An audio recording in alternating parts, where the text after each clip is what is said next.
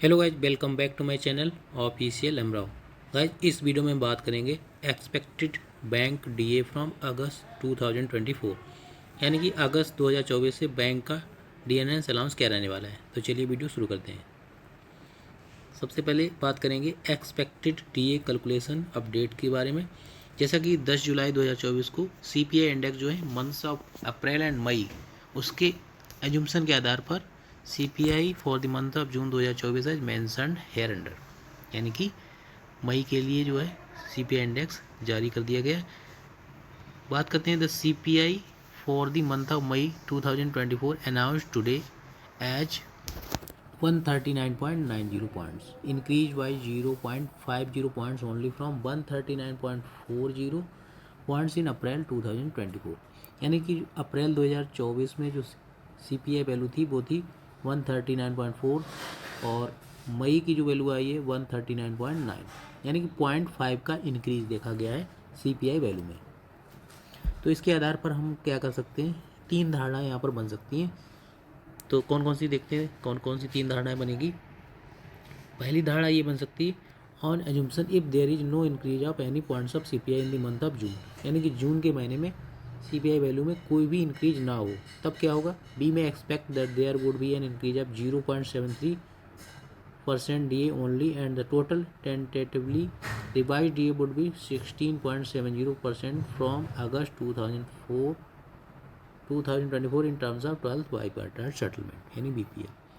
पहली धारणा के आधार पर हम ये कह सकते हैं कि यदि सीपीआई इंडेक्स में कोई भी वृद्धि नहीं होती है तो हम उम्मीद कर सकते हैं 0.73% डीए की वृद्धि होगी और 12th बाईपार्टाइट सेटलमेंट के संदर्भ में अगस्त 2024 से कुल अस्थायी रूप से संशोधित डीए 16.70% होगा। तो ये एक्सपेक्ट है, बट ऐसा होगा नहीं। जून में कुछ ना कुछ सीपीआई वैल्यू इंक्रीज होगी।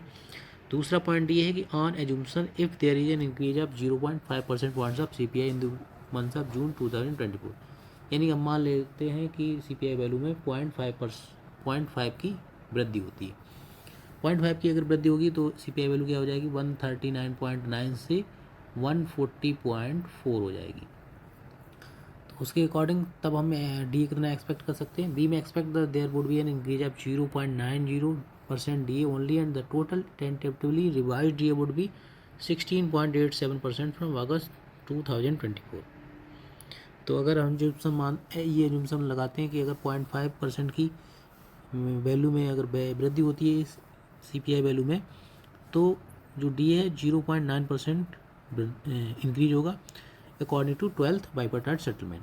तो उसके अकॉर्डिंग अगस्त 2024 से डी होगा 16.87%। तीसरी अवधारणा ये है कि ऐसा मान लेते हैं यदि जून 2024 के महीने में सीपीआई की वैल्यू में 1 पॉइंट की वृद्धि होती है, यानी 1 पॉइंट की वृद्धि होती है, तो इस धारणा पर उम्मीद कर सकते हैं कि डीए जो है 1.07% इंक्रीज होगा, यानी कि 1.07% डीए इंक्रीज होगा। तब जो 12th बाईपार्टाइट सेटलमेंट के अकॉर्डिंग आपका डीए होगा वो होगा 17.04%। तो गाइज, कैसा लगा आज का वीडियो कमेंट करके जरूर बताइएगा। वीडियो को शेयर कर दीजिए, चैनल को सब्सक्राइब कर लीजिए। Thank you for watching this video.